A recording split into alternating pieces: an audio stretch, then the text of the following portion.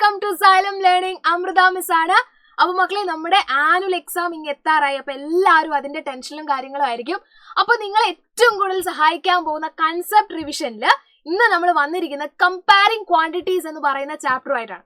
അപ്പൊ നിങ്ങൾക്കറിയാം, comparing quantities എന്ന് പറയുന്നത് എത്ര ഡിഫിക്കൽട്ട് അല്ലെ. നിങ്ങളെ സംബന്ധിച്ച് ഒരുപാട് എന്താ പറയാ ടഫായ ക്വസ്റ്റ്യൻസ് വരാൻ പോകുന്ന ഒരു ഏരിയയാണ് ഈ കമ്പയറിംഗ് ക്വാണ്ടിറ്റീസ് എന്ന് പറയുന്നത്.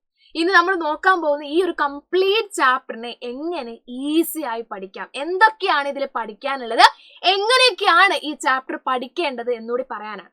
അപ്പൊ മക്കളെ, ഈ ചാപ്റ്ററിൽ ആദ്യമായിട്ട് നിങ്ങൾ അറിഞ്ഞിരിക്കേണ്ടത് എന്താണ് റേഷ്യോ, എന്താണ് പെർസെൻറ്റേജ് എന്നാണ്. ഈ രണ്ടും ഉപയോഗിക്കുന്നത് രണ്ട് സാധനങ്ങളെ കമ്പയർ ചെയ്യാനാണ്. അതായത് ഇപ്പൊ റേഷ്യോന്റെ കേസ് പറയുവാണെങ്കിൽ രണ്ടു പേരുടെ ഉയരം നമ്മൾ കമ്പയർ ചെയ്യുവാണെന്ന് വിചാരിക്കാം. അപ്പൊ നമുക്ക് എന്ത് ചെയ്യാം? അപ്പൊ രണ്ടുപേരുടെ ഉയരം എന്ന് പറഞ്ഞാൽ ഇപ്പം 2 മീറ്ററും അതേപോലെ 100 സെന്റിമീറ്ററും നമ്മൾ കമ്പയർ ചെയ്യണം എന്ന് വിചാരിക്കാം. ഇതിന്റെ റേഷ്യോ കാണും. 2 മീറ്ററിന്റെയും 100 സെന്റിമീറ്ററിന്റെയും റേഷ്യോ കാണണം. അല്ലെങ്കിൽ ഇവർ രണ്ടുപേരെയും റേഷ്യോയുടെ രൂപത്തിലേക്ക് എഴുതാൻ പറഞ്ഞാൽ നടക്കില്ല. കാരണം ഒരാള് മീറ്ററിലാണ്, ഒരാള് സെന്റിമീറ്ററിലാണ്. അപ്പൊ നിങ്ങൾക്ക് റേഷ്യോ കാണാനുള്ള ചോദ്യം വരുവാണെങ്കിൽ തന്നെ ഒരാൾ സെന്റിമീറ്ററിലും ഒരാൾ മീറ്ററിലായിരിക്കും, അല്ലെങ്കിൽ 1 കിലോഗ്രാമിലും 1 ഗ്രാമിലും ആയിരിക്കും, അങ്ങനെ എന്തെങ്കിലും ഉണ്ട്. അപ്പൊ നിങ്ങൾ കൃത്യമായിട്ട് നോക്കുക, രണ്ടിനെയും ഒരേ യൂണിറ്റിലേക്ക് മാറ്റാം. അതായത് 2 മീറ്റർ എന്ന് പറഞ്ഞാൽ നമുക്കറിയാം 200 സെന്റിമീറ്റർ ആണ്. റെഡി? ഇത് 100 സെന്റിമീറ്റർ. ഇങ്ങനെ ആയിക്കഴിഞ്ഞാൽ ഇതിനെ നമുക്ക് നടുവിൽ 2 കുത്തിട്ടാൽ ഇതെന്തായി? റേഷ്യോ ആയി. നമുക്ക് എന്ത് ചെയ്യാം? 2:1 എന്ന് പറയുന്ന റേഷ്യോയിലേക്ക് ഇതിനെ മാറ്റാം. രണ്ടിലും 100 കൊണ്ട് ഡിവൈഡ് ചെയ്താൽ മതി. ഇതാണ് റേഷ്യോ. രണ്ട് വസ്തുക്കളെ നമ്മൾ കമ്പയർ ചെയ്യുന്നതിന് ഉപയോഗിക്കുന്ന ഒരു സാധനമാണ് റേഷ്യോ എന്ന് പറയുന്നത്. So easy. അടുത്തത് പെർസെൻറ്റേജ് ആണ്. പെർസെൻറ്റേജ് ഇതേപോലെ ഒരാൾക്ക് ഒരാളെക്കാൾ എത്ര കൂടുതൽ കിട്ടി, അതിന് നമ്മൾ പറയാൻ ഉപയോഗിക്കുന്ന ഒരു സാധനമാണ് പെർസെൻറ്റേജ്. 100-ൽ എത്ര? ഇത്ര ആലോചിച്ചാൽ മതി. നിങ്ങൾക്ക് മാത്സിൽ കിട്ടിയ മാർക്ക് 40 ഔട്ട് ഓഫ് 60. 60-ൽ 40 മാർക്കാണ് നിങ്ങൾക്ക് കിട്ടിയത്. നിങ്ങളുടെ അനിയത്തിക്ക് 30-ൽ 20 മാർക്ക് കിട്ടി എന്ന് വിചാരിക്കാം, അല്ലേ? അപ്പൊ ആരാണ് കേമൻ എന്ന് ചോദിച്ചു കഴിഞ്ഞാൽ ഇതിൽ ആരാ ബെറ്റർ? നിങ്ങൾക്ക് 40 മാർക്ക്, 60-ൽ 40 മാർക്കും നിങ്ങളുടെ അനിയത്തിക്ക് അല്ലെങ്കിൽ അനിയന് 30-ൽ 20 മാർക്കും കിട്ടി. ഇതിൽ ആരാ മിടുക്കൻ, ആരാണ് മുടുക്കൻ എന്ന് നമ്മളോട് ചോദിച്ചാൽ നമുക്ക് പറയാൻ പറ്റില്ല. കാരണം രണ്ടുപേരുടെയും ടോട്ടൽ മാർക്ക് വ്യത്യാസമാണ്. അപ്പൊ ഇങ്ങനെയുള്ള കേസുകളിൽ നമ്മൾ പൊതുവായിട്ട് ഇവരെ എന്തിലേക്ക് മാറ്റും? പെർസെൻറ്റേജിലേക്ക് മാറ്റും. ഇതിനെന്തിലേക്ക് മാറ്റും? പെർസെൻറ്റേജിലേക്ക് മാറ്റും. അങ്ങനെ നമുക്ക് എന്ത് ചെയ്യാൻ പറ്റും? ഈസി ആയിട്ട് ഇതിനെ കമ്പയർ ചെയ്യാൻ വേണ്ടി പറ്റും. 100-ൽ എത്ര? അപ്പൊ നിങ്ങൾ ആലോചിക്കും, മിസ് ഇതിനെ എങ്ങനെ നമ്മൾ പെർസെൻറ്റേജിലേക്ക് മാറ്റും? സിമ്പിൾ ആണ്. എന്ത് ചെയ്താൽ മതി? ഇൻറ്റു 100 ചെയ്താൽ മതി. ഇൻറ്റു 100 ചെയ്യാം. ഇത് ചെയ്യാൻ കുറച്ച് ബുദ്ധിമുട്ടും, എന്നാലും നമുക്ക് ട്രൈ ചെയ്ത് നോക്കാം. ഇവിടെ 0 പോവും. 6 എന്ന് പറഞ്ഞാൽ 3 ഗുണിക്കണം 2 ആണ്. ഇവിടെ 20 വരും, പോയിന്റ് വരും, ഏകദേശം പോയിന്റ് വരും. നമുക്ക് വേറെ 2 നമ്പർ എടുക്കാം. നിങ്ങൾക്ക് ഈസി ആയിട്ട് വെട്ടിപ്പോകുന്ന നമ്പർ എടുക്കാം. ഫോർ എക്സാമ്പിൾ 40/50 പിന്നെ 20/40 ആണെന്ന് വിചാരിക്കാം. നിങ്ങൾക്ക് മാത്സിന് കിട്ടിയ 40 മാർക്ക്, ഔട്ട് ഓഫ് 50-ൽ 40 മാർക്കും നിങ്ങളുടെ അനിയത്തി അല്ല അനിയന് 40-ൽ 20 മാർക്കും കിട്ടി. ആരാണ് കേമൻ എന്ന് നമ്മളോട് ചോദിച്ചാൽ നമ്മൾ എന്ത് ചെയ്യും? ഇതിനെ ഇൻറ്റു 100-ലേക്ക് ചെയ്യും. ഇൻറ്റു 100. എന്തിനാ ഇൻറ്റു 100 ചെയ്യുന്നത്? പെർസെൻറ്റേജിലേക്ക് മാറ്റുവാണ്. അപ്പൊ ഒരു ഫ്രാക്ഷനെ പെർസെൻറ്റേജിലേക്ക് മാറ്റാൻ എന്ത് ചെയ്താൽ മതി? ഇൻറ്റു 100 ചെയ്താൽ മതി. പഠിച്ചല്ലോ.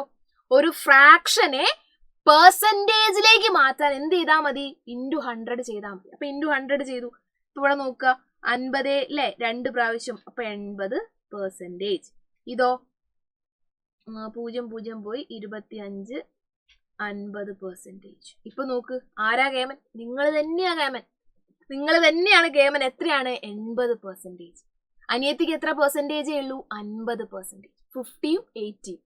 അപ്പൊ ഇങ്ങനെ എല്ലാരും ഈസി ആയിട്ട് കമ്പയർ ചെയ്യാൻ വേണ്ടി നമുക്ക് എന്ത് ചെയ്യാം? പെർസെൻറ്റേജ് എന്ന് പറയുന്ന സാധനം ഉപയോഗിക്കാം. അപ്പൊ എല്ലാത്തിനെയും 100-ൽ എത്ര എന്നുള്ള രീതിയിലേക്ക് നമ്മൾ കൺവേർട്ട് ചെയ്യുമ്പോൾ നമുക്ക് എന്ത് ചെയ്യാൻ പറ്റും? പെർസെൻറ്റേജിൽ 100-ൽ എത്ര എന്ന് കാണുമ്പോൾ നമുക്ക് എന്ത് ചെയ്യാൻ പറ്റും? എളുപ്പത്തിൽ കമ്പയർ ചെയ്യാൻ വേണ്ടി പറ്റും. ഇതാണ് പെർസെൻറ്റേജിന്റെ കൺസെപ്റ്റ് എന്ന് പറയുന്നത്.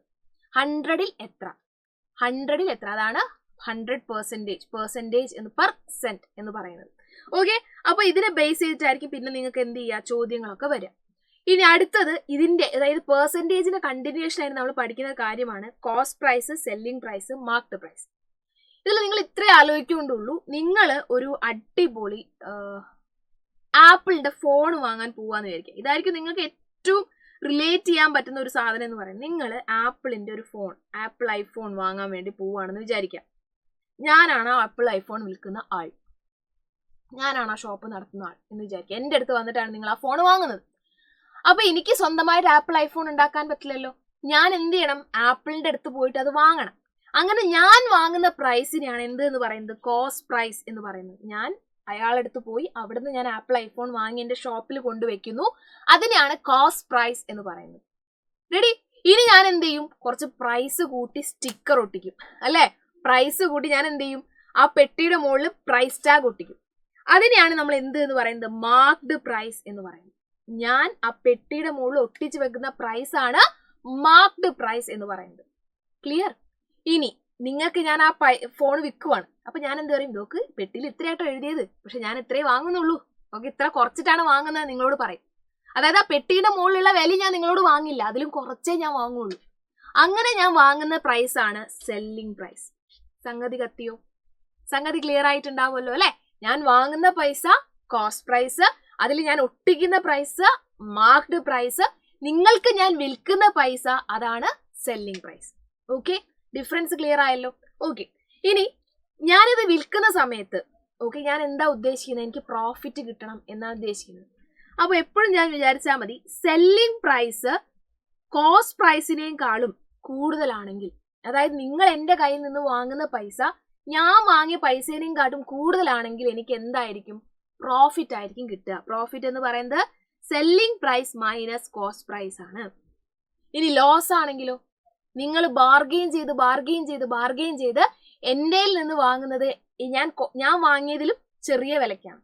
അതായത് സെല്ലിംഗ് പ്രൈസ് കോസ്റ്റ് പ്രൈസിനെക്കാട്ടും ചെറുതാവുമ്പോൾ എനിക്ക് സംഭവിക്കുന്നത് ലോസ് ആണ്. അതായത് cost price minus selling price. Cost price വലുതും സെല്ലിംഗ് പ്രൈസ് ചെറുതും. അതാണ് ലോസ് എന്ന് പറയുന്നത്. ഡിസ്കൗണ്ട് എന്ന് പറയുന്നത് എന്താണ്? ഞാൻ എത്ര കുറച്ച് തന്നു, അല്ലെ, എത്ര രൂപ കുറച്ച് തന്നു, മാർക്ക്ഡ് പ്രൈസിന്റെ മുകളിലാണ് കാണുക. എന്താണ്? Selling price, marked price minus selling price. ഇതാണ് നമ്മളുടെ ഡിസ്കൗണ്ട് എന്ന് പറയുന്നത്. റെഡി? ഇനി അടുത്തത് പ്രോഫിറ്റ് പെർസെന്റേജ്. അപ്പൊ ഇവിടെ നോക്കണം, മാർക്ക്ഡ് പ്രൈസ് ഉണ്ടാവും, നിങ്ങൾ വാങ്ങുന്ന പ്രൈസ് വേറെ ആയിരിക്കും. അപ്പൊ ആ വ്യത്യാസത്തിന്, ആ ഡിഫറൻസിനാണ് നമ്മൾ എന്തെന്ന് പറയുന്നത്? ഡിസ്കൗണ്ട് എന്ന് പറയുന്നത്. ഓക്കെ, അടുത്ത് നോക്കുക, പ്രോഫിറ്റ് പെർസെന്റേജ് എന്താണ്? പ്രോഫിറ്റ് പെർസെന്റേജ് എന്താ നോക്കിയേ. നമുക്ക് പ്രോഫിറ്റ് എത്രയാന്ന് കണ്ടുപിടിക്കാൻ ഇപ്പൊ അറിയാം. Profit divided by, profit percentage കാണുമ്പോൾ അടിയിൽ എന്താ എഴുതണ്ടേ? Profit divided by cost price into 100 ആണ്. ഓക്കെ, ശ്രദ്ധിക്കണം. പ്രോഫിറ്റ് കാണും, പ്രോഫിറ്റ് പെർസെന്റേജ് ആയിക്കോട്ടെ ലോസ് പെർസെന്റേജ് ആയിക്കോട്ടെ, കാണുമ്പോൾ എന്താ ചെയ്യേണ്ടത്? Profit divided by cost price അല്ലെങ്കിൽ loss divided by cost price into 100 ആയിരിക്കണം. പ്രോഫിറ്റ് പെർസെന്റേജ് ആയിക്കോട്ടെ ലോസ് പെർസെന്റേജ് ആയിക്കോട്ടെ, രണ്ടും കാണുമ്പോൾ ഡിവൈഡഡ് ബൈ കോസ്റ്റ് പ്രൈസ് ആയിരിക്കണം എന്നുള്ള കാര്യം ശ്രദ്ധിക്കാം. ഇനി ഡിസ്കൗണ്ട് പെർസെന്റേജ് ആണെങ്കിലോ? Discount divided by marked price into 100. Discount എത്രയാണ്? Divided by marked price into 100. ചില ആൾക്കാർ ഞാൻ ഇവിടുന്ന് വാങ്ങിയ പ്രൈസ് തന്നെയായിരിക്കും എന്ത് ചെയ്യുക? ഒട്ടിച്ചു വെക്കുക. അല്ലെങ്കിൽ ഞാൻ ഇവിടുന്ന് വാങ്ങിയാലും കുറച്ച് കൂടുതലായിട്ടായിരിക്കും ഒട്ടിച്ചു വെക്കുക. അതിനെയാണ് മാർക്ക്ഡ് പ്രൈസ് എന്ന് പറയുന്നത്. അതിന്റെ മുകളിൽ നിങ്ങൾക്ക് തരുന്നതിനെയാണ് നമ്മൾ ഡിസ്കൗണ്ട് എന്ന് പറയുന്നത്. റെഡി? അപ്പോൾ ആ ഒരു കേസിൽ മാത്രം ഇതൊന്ന് ശ്രദ്ധിച്ചു വരിക. ഇവിടെ കോസ്റ്റ് പ്രൈസ് അല്ല, മാർക്ക്ഡ് പ്രൈസ്. എത്രയാണോ നമ്മൾ മാർക്ക് ചെയ്തിരിക്കുന്നത് അതാണ് നമ്മൾ എന്ത് ചെയ്യുന്നത്? ഡിസ്കൗണ്ട് ആയിട്ട് കൊടുക്കുന്നത്. അതിന്റെ അകത്താണ് നമ്മൾ എന്ത് ചെയ്യുന്നത്? ഡിസ്കൗണ്ട് കൊടുക്കുന്നത്. ശ്രദ്ധിച്ച് കാര്യം മനസ്സിലായി കാണും എന്ന് വിചാരിക്കുന്നു. ഓക്കെ, റെഡി അല്ലേ? അപ്പൊ ഇത്രയും കാര്യങ്ങളാണ് നിങ്ങൾക്ക് രണ്ടാമത് പഠിക്കാനുള്ളത്. പിന്നെ ടാക്സ് ആണ്. Sales tax, value added tax, goods and service tax. ഇതെന്താണ് എന്ന് നിങ്ങളോട് ചോദിക്കാനുള്ള സാധ്യത വളരെ വളരെ വളരെ കുറവാണ്. അത് ഡീറ്റെയിൽ ആയിട്ട് നമുക്ക് എന്ത് ചെയ്യാം? ഇനി വരുന്ന ക്ലാസ്സുകളിൽ ഡിസ്കസ് ചെയ്യാം. ഇപ്പൊ നിങ്ങൾ ഇത്രയും ആലോചിച്ച് വെക്കുക, ടാക്സുകളെല്ലാം ആഡ് ചെയ്യുന്നത് നമ്മുടെ ഫൈനൽ ബിൽ എമൗണ്ടിലാണ്. അതായത് ഒരിക്കലും ടാക്സ് എവിടെ കയറി വരില്ല? നമ്മുടെ കോസ്റ്റ് പ്രൈസിന്റെ കൂടെ കയറി വരത്തില്ല. അതായത് ഇപ്പൊ നിങ്ങൾ ഇപ്പൊ ഒരു സൈക്കിൾ വാങ്ങി 18% 18% ടാക്സ് ഉണ്ട്, അങ്ങനെയാണെങ്കിൽ എത്രയാണ് എന്ന് ചോദിച്ചാൽ നിങ്ങളുടെ ഫൈനൽ ആയിട്ടുള്ള എമൗണ്ട് എത്രയാണ്, അതായത് സെല്ലിംഗ് പ്രൈസ് എത്രയാണോ പ്ലസ് 18%, ആ സെല്ലിംഗ് പ്രൈസിന്റെ ഒരു 18% കണ്ടിട്ട് ആഡ് ചെയ്യണം. അതായത് ഇപ്പൊ നിങ്ങൾ നോക്കിയാൽ നിങ്ങൾ 100 രൂപയുടെ ഒരു സാധനം വാങ്ങി, നിങ്ങൾ 100 രൂപയുടെ ഒരു ചോക്ലേറ്റ് വാങ്ങി എന്ന് വിചാരിക്കാം. ഇതിന് 10% 10% ടാക്സ് ഉണ്ട്. അങ്ങനെയാണെങ്കിൽ ഫൈനൽ ബിൽ എമൗണ്ട് എത്രയായിരിക്കും? 100 റുപ്പീസ് ആണോ? അല്ല, 100 പ്ലസ് 10% ഓഫ് 100. 100ന്റെ കൂടെ നമ്മൾ എന്ത് ചെയ്യണം? 100ന്റെ 10% അധികം കൊടുക്കണം. ഈ എമൗണ്ടിനെയാണ് നമ്മൾ എന്ത് എന്ന് പറയുന്നത്? ടാക്സ് എന്ന് പറയുന്നത്. ചിലപ്പോൾ 10% ആയിരിക്കും, ചിലപ്പോൾ 12% ആയിരിക്കും. അതാണ് ടാക്സ് എന്ന് പറയുന്നത്. അപ്പൊ എത്ര വരും ഇവിടെ? 100 പ്ലസ് 10, 110 രൂപ. ടാക്സ് അടക്കം 110 രൂപ വരും. ക്ലിയർ? അതായത് 100 രൂപയുടെ സാധനത്തിന് 10% ടാക്സ് അടക്കം 110 റുപ്പീസ് ആണ് കൊടുക്കേണ്ടത്. അത് എങ്ങനെ കിട്ടി? ആ 100ന്റെ 10% നമ്മൾ കണ്ടുപിടിക്കണം. റെഡി? അപ്പൊ ഇതാണ് ടാക്സിന്റെ കാറ്റഗറിയിൽ വരുന്നത്. അപ്പൊ ടാക്സിന്റെ പെർസെന്റേജ് ഒരു പ്രശ്നവുമില്ല. ടാക്സ് തന്നാൽ അത്രയും നമ്മൾ എന്ത് ചെയ്യണം? കൂടുതൽ ചെയ്യണം. ഇപ്പൊ ടാക്സ് ഇപ്പൊ 18% ആണെങ്കിൽ എത്രയാണോ ബിൽ എമൗണ്ട് അതിന്റെ 18% ആണ് ആഡ് ചെയ്യുക. Okay, ready. അടുത്തത് സിമ്പിൾ ഇൻട്രസ്റ്റും കോമ്പൗണ്ട് ഇൻട്രസ്റ്റും. സിമ്പിൾ ഇൻട്രസ്റ്റിന്റെ കേസ് പറയുകയാണെങ്കിൽ സിമ്പിൾ ആണ്, PNR/100. അപ്പൊ നിങ്ങൾ ആലോചിക്കും, മിസ് എന്താണ് P, എന്താണ് R, എന്താണ് N? P എന്ന് പറഞ്ഞാൽ പ്രിൻസിപ്പൽ എമൗണ്ട്. എത്ര രൂപ ഇപ്പൊ നിങ്ങൾ ബാങ്കിലൊക്കെ ഡെപ്പോസിറ്റ് ചെയ്യാന്ന് വിചാരിക്കുക. അപ്പൊ എത്ര രൂപയാണോ നിങ്ങൾ ബാങ്കിൽ ഡെപ്പോസിറ്റ് ചെയ്യുന്നത് അതിനെയാണ് P, പ്രിൻസിപ്പൽ എമൗണ്ട് എന്ന് പറയുന്നത്. P എന്ന് പറഞ്ഞാൽ പ്രിൻസിപ്പൽ. N എന്ന് പറഞ്ഞാൽ നമ്പർ ഓഫ് ഇയേഴ്സ്. എത്ര വർഷമാണ് നിങ്ങൾ ആ ബാങ്കിൽ ഡെപ്പോസിറ്റ് ചെയ്യുന്നത്, അല്ലെങ്കിൽ എത്ര വർഷത്തേക്കാണ് നിങ്ങൾ ബാങ്കിൽ നിന്ന് വിഡ്രോ ചെയ്യുന്നത്, അതാണ് നമ്പർ ഓഫ് ഇയേഴ്സ്. R എന്ന് പറഞ്ഞാൽ റേറ്റ് ഓഫ് ഇൻട്രസ്റ്റ്. ഇത്രയേ ഉള്ളൂ, ഡയറക്റ്റ് ആണ്. നിങ്ങൾ എത്ര രൂപ ഇടുന്നു, എത്രയോ വർഷം കഴിയുമ്പോൾ ഇത്ര റേറ്റ് ഓഫ് ഇൻട്രസ്റ്റിൽ പൈസ കിട്ടുന്നു. നിങ്ങൾ ഒന്നും നോക്കണ്ട. സിമ്പിൾ ഇൻട്രസ്റ്റ് ആണെങ്കിൽ പ്രിൻസിപ്പൽ വാല്യൂ ഉണ്ടോ നോക്കുക, നമ്പർ ഓഫ് ഇയേഴ്സ് ഉണ്ടോ നോക്കുക, റേറ്റ് ഓഫ് ഇൻട്രസ്റ്റ് ഉണ്ടോ നോക്കുക. 3 കൂടെ ഗുണിക്കുക, ഡിവൈഡഡ് ബൈ 100, കഴിഞ്ഞു. സിമ്പിൾ.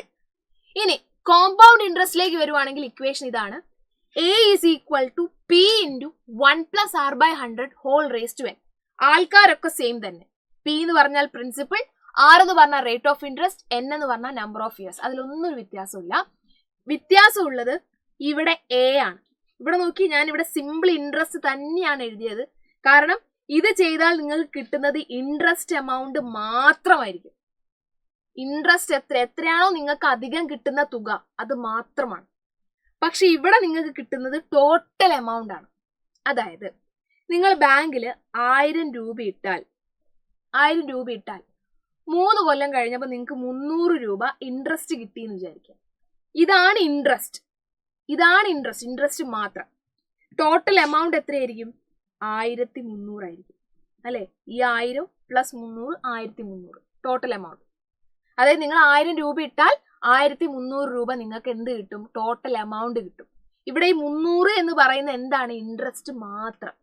ഈ ഇൻട്രസ്റ്റ് മാത്രം കാൽക്കുലേറ്റ് ചെയ്യാനുള്ള ഇക്വേഷൻ ആണ് ഇവിടെ ഇത്. ഇവിടെ നിങ്ങളോട് ടോട്ടൽ എമൗണ്ട് കാണാൻ പറഞ്ഞാൽ നിങ്ങൾ എന്ത് ചെയ്യണം? P പ്ലസ് SI ചെയ്യണം. P അതായത് പ്രിൻസിപ്പൽ എമൗണ്ട്, നിങ്ങൾ ഇട്ട പൈസ പ്ലസ് ഈ സിമ്പിൾ ഇൻട്രസ്റ്റ് ചെയ്താലാണ് ടോട്ടൽ എമൗണ്ട് കിട്ടുക. ഇവിടെ നിങ്ങൾക്ക് എന്ത് ചെയ്യേണ്ട? അത് ചെയ്യേണ്ട. കാരണം തന്നത് തന്നെ അതാണ്. നമ്മൾ ഇക്വേഷനിൽ ഇട്ടാൽ നമുക്ക് കിട്ടുന്നത് തന്നെ അതാണ്. ഇനി ഇവിടെ നിങ്ങളോട് ചോദിക്കുക എന്താ പറയുക? കോമ്പൗണ്ട് ഇൻട്രസ്റ്റ് എത്രയാണ്? കോമ്പൗണ്ട് ഇൻട്രസ്റ്റ് മാത്രം എത്രയാണെന്ന് ചോദിച്ചാൽ മാത്രം നിങ്ങൾ എന്ത് ചെയ്യണം? A മൈനസ് P ചെയ്യണം. അതായത് ടോട്ടൽ എമൗണ്ടിൽ നിന്ന് പ്രിൻസിപ്പൽ എമൗണ്ട് മൈനസ് ചെയ്താൽ ഇൻട്രസ്റ്റ് മാത്രം നിങ്ങൾക്ക് എത്ര കിട്ടിയെന്ന് മനസ്സിലാവും. ഓക്കെ, ഇനി ഇതിലെ last and final one, application of compound interest formula. ഇത് അപ്ലൈ ചെയ്യുന്നത് പോപ്പുലേഷൻ കൂടി അല്ലെ, ഒരു പർട്ടിക്കുലർ സ്ഥലത്തെ പോപ്പുലേഷൻ കൂടി വരുന്നു, ഇന്ന വർഷം ഇത്ര പോപ്പുലേഷൻ ആണെങ്കിൽ 5 വർഷം കഴിഞ്ഞാൽ എത്ര എന്നൊക്കെ ചോദിക്കും. അങ്ങനെയുള്ള കേസിൽ നിങ്ങൾക്ക് എന്ത് ചെയ്യാം? ഈ കോമ്പൗണ്ട് ഇൻട്രസ്റ്റിന്റെ ഇക്വേഷൻ ഉപയോഗിക്കാം. ശ്രദ്ധിക്കേണ്ട ഒരു കാര്യം, പോപ്പുലേഷന്റെ റേറ്റ് കൂടുകയാണ്, ഓരോ വർഷവും 2% കൂടുന്നു എന്ന് പറഞ്ഞാൽ പ്ലസും, കുറയുന്നു എന്ന് പറഞ്ഞാൽ മൈനസും. അത്ര മാത്രമേ ശ്രദ്ധിക്കേണ്ടുള്ളൂ. ഓക്കെ, അപ്പൊ ഇത്രയും കാര്യങ്ങളാണ് ഈ ചാപ്റ്ററിൽ ഇമ്പോർട്ടന്റ് ആയിട്ട് എന്റെ മക്കൾ അറിഞ്ഞിരിക്കേണ്ടത്. അപ്പൊ ഇതിന്റെ ഡീറ്റെയിൽഡ് ആയിട്ട് നമുക്ക് ഇനി വരുന്ന ദിവസങ്ങളിൽ റിവിഷൻ ക്ലാസ്സുകളും ലൈവുകളും ഒക്കെ വരുന്നുണ്ട്. അപ്പൊ ഇതിന്റെ ഡീറ്റെയിൽഡ് ആയിട്ടുള്ള കാര്യങ്ങൾ നമ്മൾ അവിടെ ഡിസ്കസ് ചെയ്യും, ഇമ്പോർട്ടന്റ് ക്വസ്റ്റ്യൻസ് ഒക്കെ ഡിസ്കസ് ചെയ്യും. അപ്പൊ എന്ത് ചെയ്യുക, നിങ്ങൾ ഈ ഒരു വീഡിയോ ഫ്രണ്ട്സിനൊക്കെ ഷെയർ ചെയ്ത് കൊടുത്ത് ഈ പറഞ്ഞിരിക്കുന്ന കാര്യങ്ങൾ മുഴുവനായി കൃത്യമായിട്ട് പഠിക്കാൻ പറയാ. എന്നാൽ നമുക്ക് എന്ത് ചെയ്യാം, ലൈവില് ഇതിനെ റിലേറ്റ് ചെയ്തിട്ട് ഒരുപാട് ചോദ്യങ്ങൾ ഡിസ്കസ് ചെയ്യാം. ഓക്കെ, അപ്പൊ എന്ത് ചെയ്യുക, കൃത്യമായിട്ട് ഇത് നോട്ട് ചെയ്ത് വെക്കുക, മാക്സിമം ഫ്രണ്ട്സിന് ഷെയർ ചെയ്ത് കൊടുക്കുക. എല്ലാവരോടും ഇതൊരു ചാർട്ട് പോലെ എഴുതി വെച്ച് എക്സാമിന്റെ ആ സമയം വരെ എല്ലാ ദിവസവും ഇരുന്ന് പഠിക്കാൻ വേണ്ടി പറയണം. ഓക്കെ, സോ അത്രയേ ഉള്ളൂ. അടുത്ത ദിവസം വേറൊരു ഇൻഫോർമേറ്റീവ് വീഡിയോ ആയിട്ട് വരാം. So thank you dears, thank you so much. Have a great day. By.